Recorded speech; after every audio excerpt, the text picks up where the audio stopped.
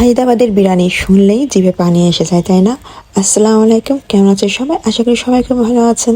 তো আজকে আমি রান্না করব হায়দ্রাবাদের বিরিয়ানি। তো তার জন্য এখানে আমি প্রথমে অনেকগুলো পেঁয়াজ বেরেস্তা করে নেব।